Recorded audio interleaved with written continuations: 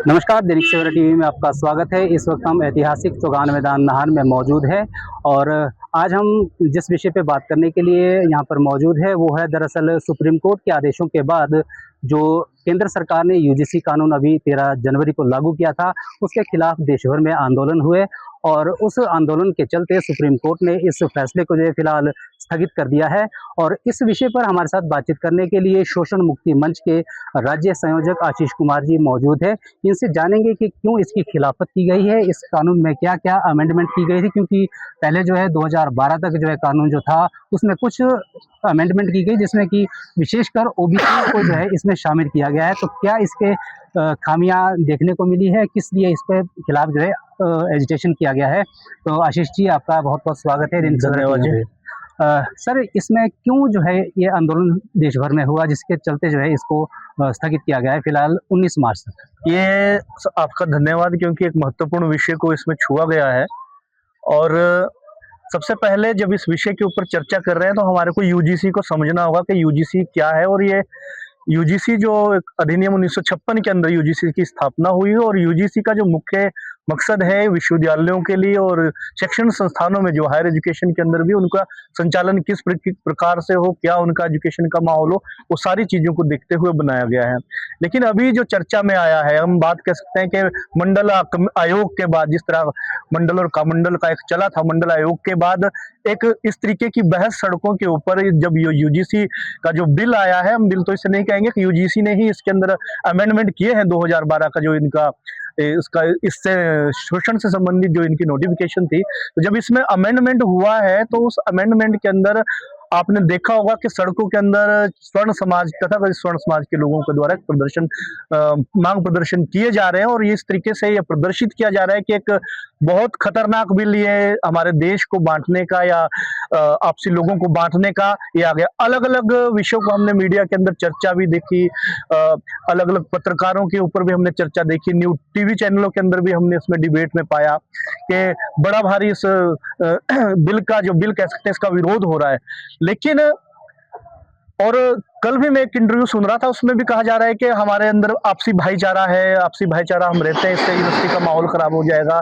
लेकिन अभी जब 13 जनवरी को ये बिल आया था और उसके बाद इसका हल्ला हुआ और सुप्रीम कोर्ट के अंदर ये याचिका लगी और सुप्रीम कोर्ट ने इसे मार्च तक के लिए स्थगित कर दिया है।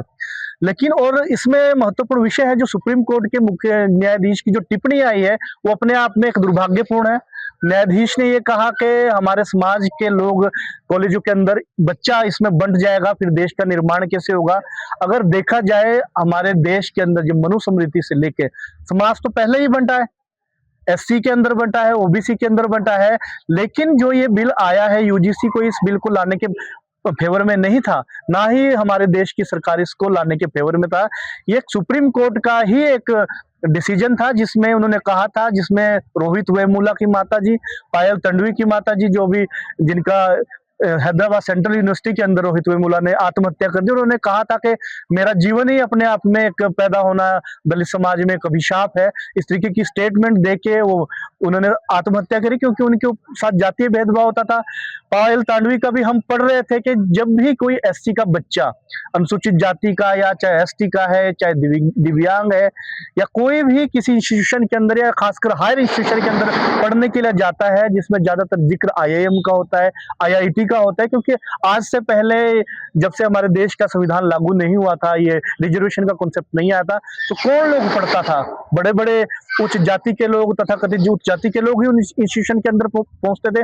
लेकिन मैं कुछ एक न्यूज चैनलों में और अखबारों की कटिंग में पढ़ रहा था कि इस तरीके से भी कमेंट किया जाता है कि कोई लड़की जब किसी हायर एजुकेशन में या नीट का एग्जाम करके जाती है, कोई दलित समाज की जाती है, तो ज्यादातर उससे यह पूछा जाता है कि कोटे से आई है या कोठे से आई है।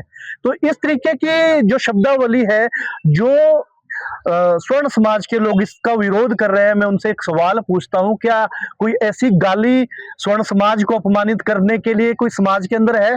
मुझे नहीं लगता कोई इस तरीके का शब्दावली वो यूज की जाती है। तो ये झेलना पड़ता है। प्रताड़ना कौन झेलता है?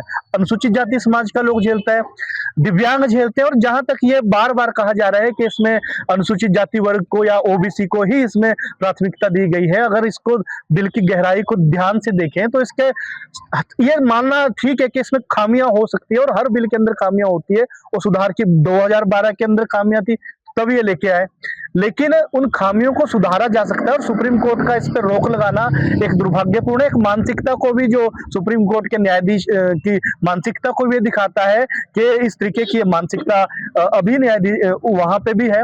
क्योंकि अगर कोई टिप्पणी मान लो सुप्रीम कोर्ट के न्यायाधीशों के ऊपर भी करे, और कोई SC/ST एक्ट का आपको 3 जज, अगर 2 से तीसरा जज आपको सुप्रीम कोर्ट में कोई SC दलित समाज से नहीं मिलेगा कोई बातचीत करने के लिए, तो एक टिप्पणी जो इस पर रोक लगाना वो गलत है।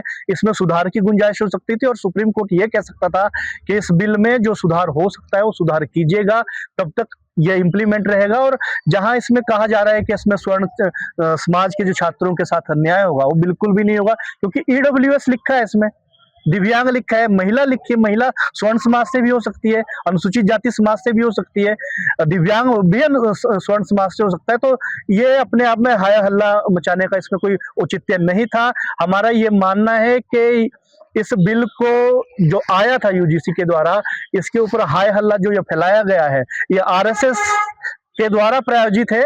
क्योंकि ये चुनाव से हर चीज को देखते हैं, और खासकर जब जैसे बिल आया, कल मैं देख रहा था, आज तो नरेंद्र मोदी के नाम पे, प्रधानमंत्री के नाम पे भी जाति सूचक शब्दों से कमेंट आ रहे हैं। आज की खबरों की कटिंग में हम देख रहे थे कि ये तेलिया हमारे वोट लेके 240 से इसको 140 पे लाएंगे। तो जब एक प्रधानमंत्री के साथ इस तरीके की टिप्पणियां हो सकती है, तो जो बच्चा अनुसूचित जाति समाज का है, दलित समाज का, वो पढ़ रहा है, उनके साथ क्या होगा? अगर आप सेंट्रल यूनिवर्सिटी के अंदर देखें, सेंट्रल यूनिवर्सिटी के अंदर बैकलॉग खाली है। मेरे ख्याल से SC समाज के 2 लोग भी आज तक वाइस चांसलर नहीं बन पाए हैं। ऐसे ही OBC की कंडीशन है, 1 लोग OBC का है, SC/ST का है। और अगर हम वैकेंट पोस्टों की भी बात करें तो मेरे ख्याल से 60 से 70% जो वैकेंसीज खाली है अभी यूनिवर्सिटी के अंदर भी, सेंट्रल यूनिवर्सिटी के अंदर भी OBC की खाली है, SC की खाली है, ST की खाली है।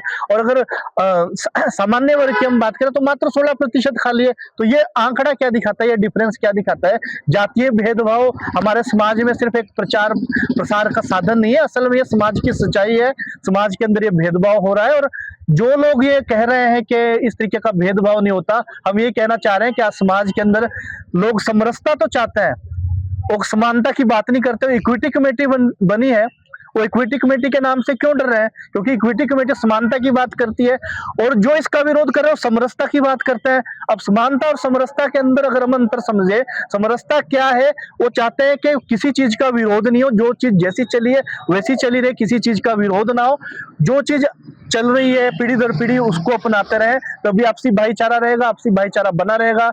अभी आपने सभी लोग कहते हैं बार बार, जैसे हमारा रोडू का भी केस आया था, जिंदान का भी केस आया था, तो लोग बार बार बोलते हैं कि समाज का आपसी भाईचारा खराब कर दिया। लेकिन जब गलत धारणाओं को तोड़ने का प्रयास किया जाएगा, उन्हें पीछे हटने का प्रयास किया जाएगा, रूढ़िवादियों को तोड़ने का प्रयास किया जाएगा, एट्रोसिटी के अंदर FIR की जाएगी, देव परंपरा जो शोषण के लिए बनी है, शोषण करती है जाति के आधार पर, उनको तोड़ने का प्रयास किया जाएगा। तो एक वर्ग ऐसा भी है जो उस चीज को मानता है, उस पर एकाधिकार समझता है कि हमारा एकाधिकार है, तो इसका हम शोषण करते रहेंगे। और मैं ये मानता हूं कि इसका विरोध वही कर रहे हैं, वही स्वर्ण समाज, सामान्य वर्ग के लोग कर रहे हैं, और कुछ लोग इसका फेवर भी कर रहे हैं, सामान्य समाज के लोग। इसमें कमेटी में कौन है? मैं आपको बीच में रोकना चाहूंगा, क्योंकि इसमें जो OBC समाज को जोड़ा गया है, OBC समाज में ब्राह्मण कम्युनिटी के लोग भी आते हैं, कुछ एक जनरल कैटेगरी के भी लोग इसमें आते हैं। तो ये तो मतलब हो सकता है कि जो कहने का मतलब ये है कि भी यहाँ पे आपस में लड़ाने की कोशिश की जा रही है, जनरल को जनरल के साथ लड़ाने की कोशिश की जा रही है, क्या आपको ऐसा लगता है? नहीं, ये एक धारणा है, क्योंकि बिल के अंदर खामियां रहेगी। क्योंकि बिल जो बनता है वो टोटलिटी में बनता है। हो सकता है अब हमारे हिमाचल के अंदर है, ST अगर देखें, ST और SC की नॉर्में है, और वहां वो जातीय भेदभाव भी है, लेकिन दोनों SC/ST है, वो बांटने की कोशिश एक किस्म से हो सकती है। लेकिन मैं बार बार यही कह रहा हूं कि जो इस तरीके का भ्रम फैला रहे हैं वो लोग हैं जो अपने आप किसी जाति का विशेषाधिकार और एक साधनों का विशेषाधिकार लेके तो घूम रहे हैं। कोई बड़ा पूंजीपति है, वो बोलता है कि मेडिकल कॉलेज में रिजर्वेशन नहीं होना चाहिए, कि 40% का डॉक्टर बन रहा है, लेकिन वही लोग जो 2 करोड़ 5 करोड़ दे के वो एमबीबीएस की डिग्री खरीदते हैं या एमबीबीएस की डिग्री में एडमिशन लेते हैं, उनके पास तो 40% की भी योग्यता नहीं है। तो मैं बार बार कह रहा हूं कि जाति का विशेषाधिकार लेके और पैसों का विशेषाधिकार लेके, साधनों का विशेषाधिकार जिन लोगों के पास है, वही लोग इस तरीके की चीजों का विरोध कर रहे हैं। और जो कमेटी है इसमें दिग्विजय सिंह है, ये इसमें विकास रंजन भट्टाचार्य है, सारे के सारे जनरल कम्युनिटी के लोग हैं जिन्होंने इस बिल को बनाया है। और कुछ एक चीजें इसमें निश्चित रूप से दिग्विजय सिंह जी की मैं स्टेटमेंट सुन रहा था, उन्होंने कहा कि इसमें खामियां हैं, जो हमने दिया था उस तरीके के नहीं है। हाँ, जो झूठी शिकायतों का इसके अंदर है उसका मिसयूज होने के चांसेस, इसमें इनकार नहीं किया जा सकता कि इसमें मिसयूज नहीं होगा, उसको इसमें शामिल करने का प्रावधान होना चाहिए। लेकिन इसको सुप्रीम कोर्ट का ये देना कि तब तक इसमें कार्रवाई नहीं हो, सुप्रीम कोर्ट ये जजमेंट दे सकता था कि इसमें झूठी शिकायतों का जो क्लोज हटाया गया है उसको शामिल किया जाए, क्योंकि गलत किसी के साथ नहीं होना चाहिए, चाहे वो सामान्य वर्ग का व्यक्ति है। क्योंकि ये जब सारी दुनिया एफर्मेटिव एक्शन क्या है, अमेरिका के अंदर भी है, दक्षिण अफ्रीका के अंदर भी है, और वहां पे जब दक्षिण अफ्रीका के अंदर हुआ था, वहां पे बोला जाता था कि ये निग्रो लोग हैं, काले लोग हैं, ये काबिल नहीं होंगे, वहाँ वो था ना जो नस्लीय भेदभाव का जी, जी। और हमारे देश के अंदर तो आप नस्लीय भेदभाव भी देख लो, जातीय भेदभाव भी देख लो, आप अपने आसपास देखना किस तरीके से अगर कोई साउथ का जिसका जो काला रंग होगा, हम लोग नेचुरली बोलेंगे कि ये साउथ के लोग हैं, उससे लोगों को घृणा आपने देखी होगी। तो ये रंग भेद हमारे इंडिया के अंदर तो हर तरीके का भेदभाव आज मौजूद है, दिव्यांग के साथ भी लोग करते हैं। इस बिल को सुधारने की एक आदेश सुप्रीम कोर्ट दे सकता था, लेकिन हमारा जो मेरा व्यक्तिगत मानना है, शोषण मुक्ति मंच का मानना है कि सुप्रीम कोर्ट का डिसीजन इसमें दुर्भाग्यपूर्ण रहा, जो इस पर रोक लगाई है। हाँ, इसमें सुधार की गुंजाइशों के साथ इंगित कर सकते थे कि इन मुद्दों को इसमें जोड़ा जाए और इसको इम्प्लीमेंट किया जाए, और शोषण के खिलाफ ही ये बिल आया है। क्योंकि जब शोषण है यूनिवर्सिटी के अंदर, अभी आपने देखा कितने प्रतिशत शोषण बढ़ा है, और ये बढ़ रहा है, और जो टर्म शब्दावली यूज की जाती है अनुसूचित जाति वर्ग के लिए, वो आपने देखा है। क्योंकि मैं भी 2-3 दिन से रिसर्च कर रहा हूँ, कोई भी ऐसी गाली नहीं है जो सामान्य वर्ग के व्यक्तियों के लिए, कोई उनको अपमानित करने के लिए मेरे ख्याल से समाज के अंदर बनी, और ये पिछले कई हजार सालों से चला है। बस समस्या इसमें समय लगेगा, और कई प्रोग्रेसिव लोग हैं, सामान्य वर्ग के लोग भी इसके समर्थन में आ रहे हैं और यूजीसी का इस बिल का समर्थन कर रहे हैं, और जो हमारे समाज की जो गलत धारणा है उनको तोड़ने का प्रयास कर रहे हैं। मैं आशीष कुमार, संयोजक दल शोषण मुक्ति मंच हिमाचल प्रदेश। ये थे आशीष कुमार जी, जिन्होंने बताया कि इस बिल में कुछ खामियां हो सकती है, जिस पर जो है अमेंडमेंट की जानी चाहिए। जैसे कि जो 2012 का जो कानून था, जिसमें कि शिकायतकर्ता यदि गलत पाया जाता तो उसके खिलाफ भी एक्शन लिया जाता था, तो वो कुछ तरह के जो इस तरह के जो कुछ अमेंडमेंट्स है वो इसमें किए जाने चाहिए। अन्यथा जो है ये कानून जो है वो बिल्कुल सही था और ये छात्रों के हित में था। दैनिक सवेरा टीवी के लिए नाहन से देवेंद्र वर्मा।